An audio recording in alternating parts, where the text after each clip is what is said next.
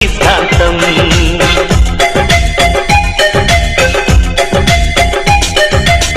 చిరుగాలికి పరిమళమిచ్చే సిరిమల్లెల వనమై ఉందాం.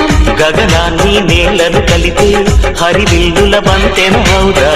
ఆనందం అంటే అర్థం మనమంతా ప్రతి పూట పాటై సాగే హుషారు సరిగమలో. ఎన్నో ఎన్నో రాగాలుండే సంగీతం కాదా చల్లకి నవ్వుల కేరింత.